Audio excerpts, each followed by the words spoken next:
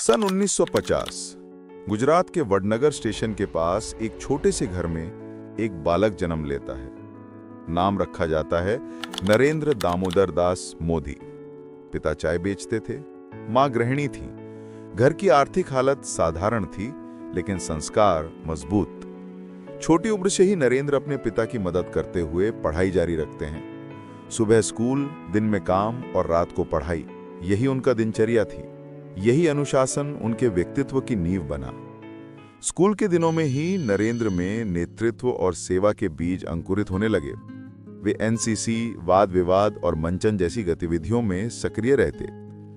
किशोरावस्था में वे हिमालय की यात्रा पर गए, साधुओं के साथ समय बिताया, जीवन को नजदीक से समझा।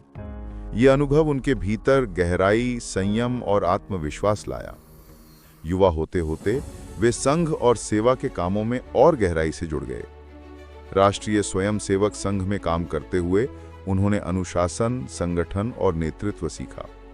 धीरे धीरे एक साधारण कार्यकर्ता से वे संगठन के भरोसेमंद चेहरों में गिने जाने लगे। भारतीय जनता पार्टी में उनका सफर जारी रहा। हर चुनाव, हर अभियान में वे जमीनी स्तर पर लोगों के बीच रहे। सन 2001 गुजरात में भूकंप की तबाही के बाद नरेंद्र मोदी को मुख्यमंत्री बनाया गया।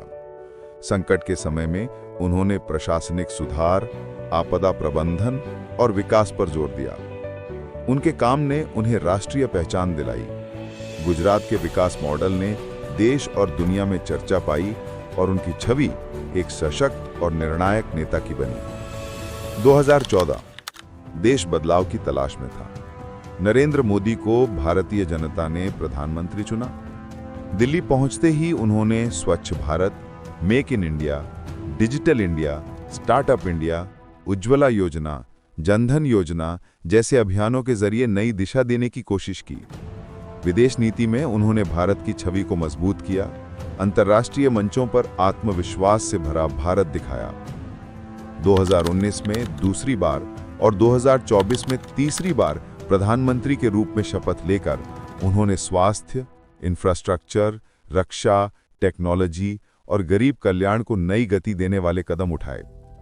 कोविड-19 जैसी वैश्विक महामारी के दौरान टीकाकरण और राहत कार्यक्रम चलाए। 2023 से 2025 के दौरान भारत ने G20 की अध्यक्षता की, चंद्रयान 3 जैसी सफलता जैसी ऐतिहासिक उपलब्धियां हासिल की और दुनिया के बड़े मंचों पर नई भूमिका निभाई। 2025 तक नरेंद्र मोदी दुनिया के सबसे लोकप्रिय नेताओं में गिने जाते हैं। ये सफर सिर्फ सत्ता या पद तक